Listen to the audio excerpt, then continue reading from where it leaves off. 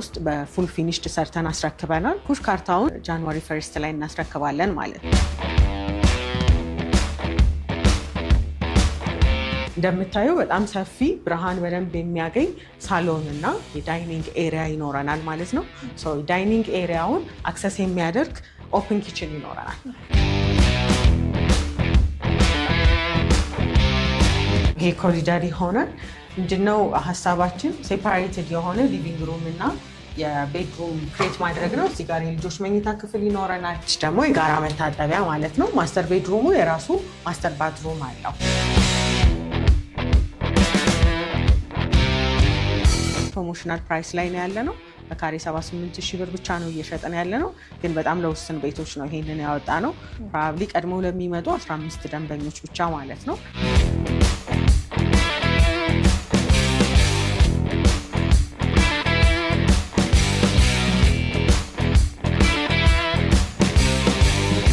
ሰላም፣ እንዴት አለሽ? እንኳን ደህና መጣሽ። እንኳን ደህና ቆየሽ። ዛሬ እንግዲህ በከተማችን አነጋጋሪ ወደሆነው ድርጅት ነው የመጣሁት። ሴቶች አደባባይ ላይ ያለቀ ሳይት አላችሁ እና እሱን እንድታሳዩ። መልካም። ሰመር ሪል ስቴት እንባላለን። ስለመጣሽ ደስ ብሎናል። ይህንን ህንፃ G+18 የሆነ በፉል ፊኒሽድ ሰርተን ኦልሬዲ ያስረክበናል።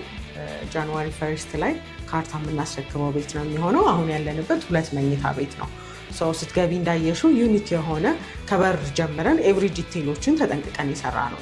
ኢምፖርትድ የሆኑ ማቴሪያሎችን የተጠቀምነው። ይሄ ባለ 2 መኝታው ነው። ኢንትራንሱን በደንብ ላስጎብኝሽ አይደለም። እዚህ ኢንትራንሱ እንደገባሽ ፊት ለፊት የምታገኘው ኮሪደር ነው የሚሆነው፣ ወደ ሳሎኑ የሚወስድ ወደ መኝታ ቤቶቹ የሚወስድ ማለት ነው። እዚች ጋር ላውንድሪ ኤሪያ እናገኛለን። እንደ ስቶር የሚሆን ላውንድሪ ኤሪያ እዚህ ጋር ይኖረናል ማለት ነው።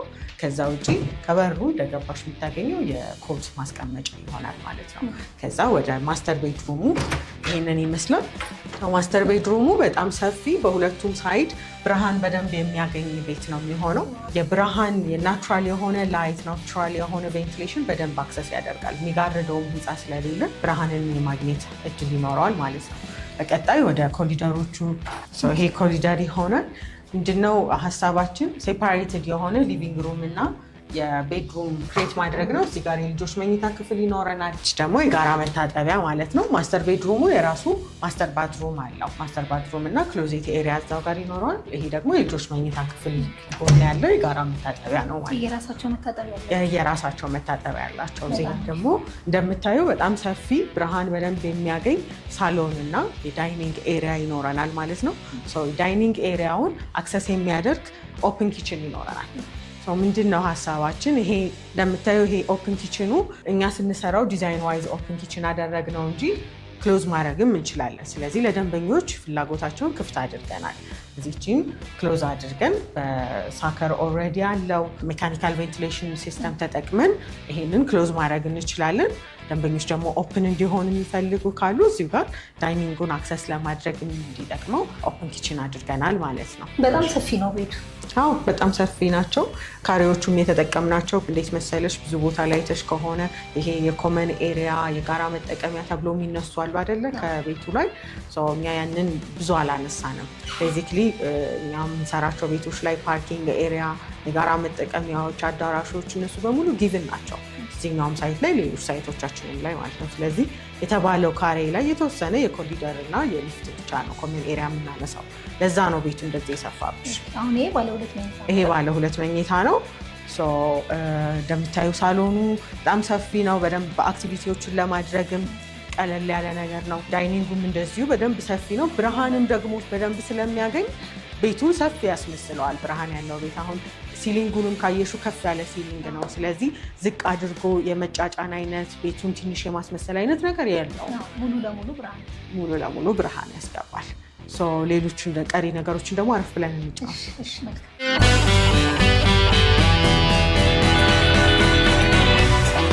እሺ እንግዲህ ቤቱ በጣም ነው የሚያምረው። እስካሁን ካየኋቸው ሪል ስቴቶች ማጋነን አይሆንብኝና በጣም ነው የሚያምረው። ካሬዎቹ ሰፋፊ ናቸው። ከዚህ በተጨማሪ እስኪ ራስሽን አስተዋውቂልኝና ስለ ድርጅቱም አንዳንድ ነገር ብትነግሪኝ። መልካም። ማህሌት እባላለሁ። የሰመር ሪል ስቴት ላይ የሽያጭ ስራ አስኪያጅ ነኝ። ሰመር ሪል ስቴት ይባላል የመጣሽበት። የድርጅታችን ባለቤት አቶ ሳሙኤል ይባላል።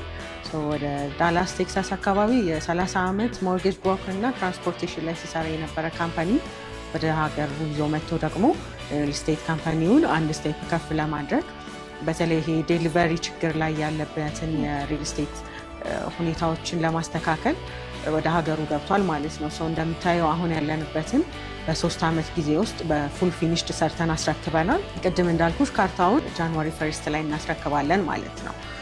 ከዚህኛው ልምዳችን ተነስተን ደግሞ ሌሎች ሳይቶቻችንም ላይ እንዲሁ በአዳዲስ ቴክኖሎጂዎች እየሰራ እንገኛለን።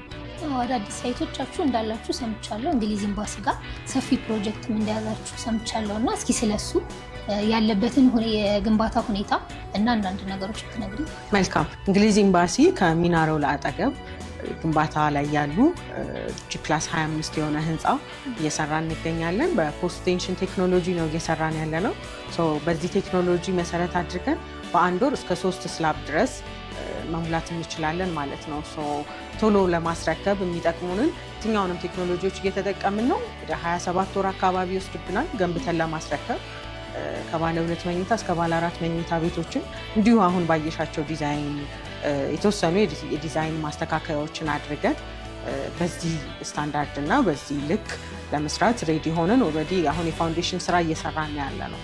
እሺ፣ እንደነገርሽኝ ያው የምትይዙት ሎኬሽን በጣም ቆንጆ መሀል ከተማ የሚባል ነው። የሴቶች አደባባይ አሁን ያለንበት፣ እንደገና ደግሞ እንግሊዝ ኤምባሲ ጋር የሚያርሽኝ ያለና እስኪ ስለ ሎኬሽኑ አንዳንድ ነገር ነገር።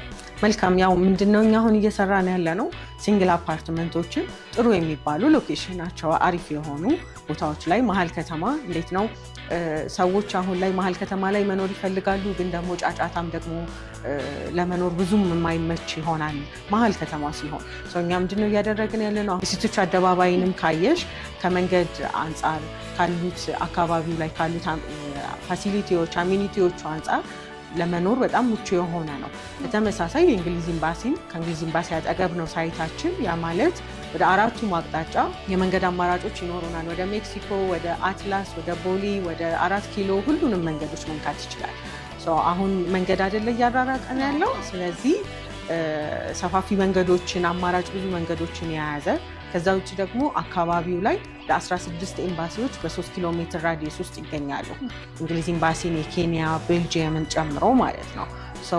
ለመኖር እዛ አካባቢ ዲፕሎማቲክ ኤሪያ ስለሆነ ከሴኪሪቲ አንጻር በጣም የተሻለ ኤሪያ ነው። ፕላስ ደንበኞች አንዳንድ የሚገዙት ለመኖር ብቻ ላይሆን ይችላል። ሬንታል ቫሊዩ በጣም ጥሩ ነው። እዛ አካባቢ ዲፕሎማቲክ መንደር ስለሆነ ኪራይ ይፈለጋል። ስለዚህ አፓርትመንት ኪራዮች ንጹህ ሆነው ሴኪሪቲ ያላቸው ቦታዎች ሲሆኑ ለኪራይ ተመራጭ ይሆናሉ። ስለዚህ ደንበኞች ግዴታ ለኢንቨስትመንት ሲያስቡ ሪተርን ኦን ኢንቨስትመንቱን የሚጠብቁት ሸጠው ላይሆን ይችላል፣ አከራይተው ከስር ከስር ሊያገኙ ይችላሉ። ከዛ በተጨማሪ ደግሞ አካባቢውን በደንብ ታውቂዋለሽ ብዬ አስባለሁ። የጫካ ፕሮጀክት ያለበት ሎካል ደንበኞች እንዲሁም ደግሞ ዲያስፖራዎች ተመራጭ የሚያደርጉት ቶፕ ቪው አካባቢ የሚባል ነው እና ለመኖር በጣም ምቹ የሆነ ቦታ ነው። ይሄኛው ሳይት እንደማየው ሙሉ ለሙሉ ተጠናቋል እና እዚህኛው ስንት ካሬ አማራጭ አላችሁ ነው ወይስ ሽጣችሁ ጨርሳችሁ? አጋጣሚ ሆኖ 2 ቤት ብቻ ነው የሚቀረን እዚህኛው ሳይት ላይ። ጨርሰናል። አይ ቲንክ ስትገቢ አስተውለሽ ከሆነ ደንበኞችም ገብተው መኖር ጀምረዋል። 4 መኝታ ቤቶች 2 ቤቶች ብቻ ይቀራሉ። 267 ካሬ ነው። ጃንዋሪ ላይ እናስረክባለን ካርታ። ስለዚህ ሜቢ የባንክ አማራጭ የሚፈልግ ሰው ካለ ያኔ ካርታውን አስይዞ በራሱ ማያያዝ ይችላል። ከዛ ውጭ ግን እኛ ኤክስፔክት የምናደርገው 100% ካሽ የሆነ ነው። ስለዚህ በዚህ መሰረት ነው ያኛውን የምትገነቡት ማለት ነው? ኤግዛክትሊ። በዚህ መሰረት ግን ደግሞ ከዚህ የተጨመሩ አሚኒቲዎች ይኖሩታል። እዛኛው ላይ ለምሳሌ G+25 ነው ህንፃው። እዛ እስከ 5ኛ ፍሎር ድረስ የጋራ መጠቀሚያዎች ናቸው የሚኖሩት። አካባቢውን የምታውቂ ከሆነ ቦታው ኢሊቬት ያደረገ ነው። ሰው በደንብ እይታ ይኖረዋል። ከ5ኛ ፍሎር ጀምሮ ያሉት መኖሪያ አፓርትመንቶች ይሆናሉ። እስከ 5 ግን ጂምናዚየም፣ ስፓ፣ አዳራሾች፣ ላይብራሪዎች እነዚህ ይኖራሉ። ከዛ ውጭ የፓርኪንግ ኤሪያ ደግሞ ቅድም እንዳልኩሽ ጊቭን የሆነ ከቤታቸው ላይ የማይቀነስ የፓርኪንግ ኤሪያ እንሰጣለን። ከዛ ውጪ ከ5ኛ ፍሎር ጀምሮ ላሉት የመኖሪያ አፓርትመንቶች 5 ሊፍት ይኖረዋል። 4 የፓሴንጀር ሊፍት ይሆናል፣ አንድ ደግሞ የእቃ መጫኛ ሊፍት ይሆናል ማለት ነው። እነሱ ምናልባት የመብራት መቆራረጥ እንኳን ቢኖር ስታንድ ባይ ጀነሬተር 2 ስታንድ ባይ ጀነሬተር ይኖራል። ከርሰ ምድር ውሃ፣ የውሃ ታንከር ደግሞ ከላይና ከታች ይኖረዋል ማለት ነው። ዘመናዊ አፓርትመንት ነው። ያው አሁን ለኑሮ ምቹ የሆኑ ነገሮች ያስፈልጋሉ። ስለዚህ እሱን እናደርጋለን። የመዋኛ ገንዳዎች ይኖራሉ። አካባቢው ላይ ሞሎች አሉ። እዛው የኛም ኮምፓውንድ ውስጥ G+5 የሚሆን ሞል ይኖረናል። እሺ እንግዲህ አሁን ላይ ፕሮሞሽናል ፕራይስ አውጥታችኋል። እንዴት ነው እየሸጣችሁ ያላችሁት? በካሬ ስንት ነው የምትሸጡት? የካሬ አማራጮችንስ ከባለ ስንት እስከ ባለ ስንት መኝታ ድረስ ነው ያለው የሚለውን እስኪ በደንብ ንገሪ።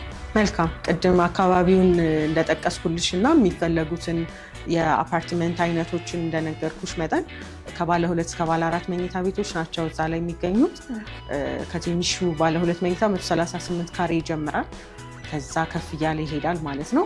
ወደ 3-4 ባለ 2 መኝታ፣ ባለ 3፣ ባለ 4 አማራጮች አሉ እንደ ደንበኛው ፍላጎት። ከዛ ውጭ ግን አሁን ላይ ግን ፕሮሞሽናል ፕራይስ ላይ ነው ያለ ነው። በካሬ 78,000 ብር ብቻ ነው እየሸጠን ያለ ነው።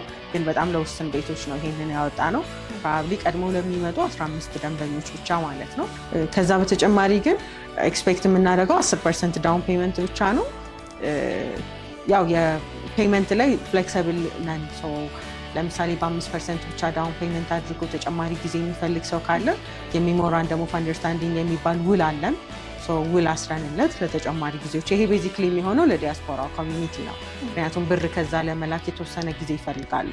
ስለዚህ ያንን ጊዜ ለመስጠት በ5% ውል መስራት እንችላለን። ከዛ ውጭ ግን እኛ ኤክስፔክት የምናደርገው 10% ዳውን ፔመንት ነው። ምናልባት እዚህ ተወካይ የሌላቸው ዲያስፖራዎች እዛው ራሳቸው ቀጥታ ከኛ ጋር ውል ማድረግ የሚፈልጉ ካሉ ፕሬዘንቴሽኖችን በቴሌግራም ወይም በዋትሳፕ እናደርግላቸውና በዲኤችኤል ውሉን ሙሉ ለሙሉ ከኛ ጋር እነሱ ኮንታክት አድርገው እንዲጨርሱ ማድረግ እንችላለን። ስለዚህ ባንክ ለሚፈልግ ሰው ምናልባት የባንክ አማራጮች ይኖሯቸዋል?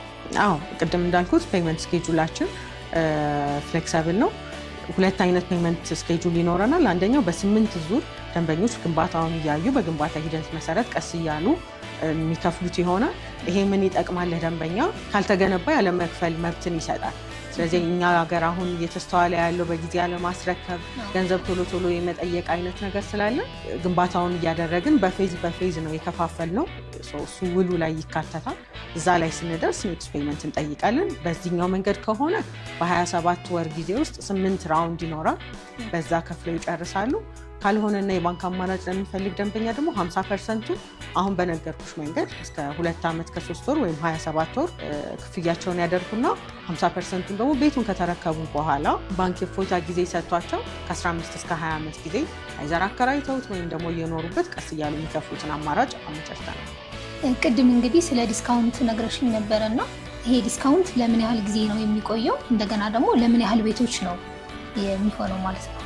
ቅድም ሜንሽን ለማድረግ እንደሞከርኩት ለ15 ቤቶች ቀድሞ ለሚመጡ 15 ደንበኞች ነው የሚሆነው። በፐርሰንት ስናየው እስከ 30% አካባቢ ነው ዲስካውንት ያደረግነው። ከዚህ በተጨማሪ ደግሞ ከኖርማል ሴት ካደረግነው ከ10% ከፍ እያደረጉ ለሚከፍሉ ደንበኞች ደግሞ አኮርዲንግሊ ሌሎች ተጨማሪ ዲስካውንቶች ይኖራሉ። ስለዚህ ይሄ 15 ቁጥር ቤት ከሞላ ሙሉ ለሙሉ ዲስካውንቱን እናቆማለን ማለት ነው። በዚህ ጋር ተያይዞ እንግዲህ እናንተ ማግኘት ለሚፈልግ ሰው ከሀገር ውስጥም ሆነ ከሀገር ውጭ ላለ ሰው እንዴት ነው እናንተ ማግኘት የሚችለው? መልካም። ከዚህ ቪዲዮ ስር በምናስቀምጠው ስልክ በቀጥታ መደወል ይችላሉ። ዋትስአፕ እና ቴሌግራም ላይም ደግሞ እንዲሁም ኮንታክት ሊያደርጉን ይችላሉ። እንግዲህ ማህሌት ስለሰጠሽኝ መረጃ በጣም አመሰግናለሁ። እኔም አመሰግናለሁ። እሺ፣ መልካም። እሺ፣ እንግዲህ ተመልካቾቻችን ዛሬ በሰመር ሪል ስቴት ተገኝተን ያጋራናችሁ መረጃዎች ተመልክታችኋል። ስለዚህ ከታች በምናስቀምጥላችሁ ስልክ እየደወላችሁ የቅናሹ ተጠቃሚ መሆን ትችላላችሁ። መልካም ጊዜ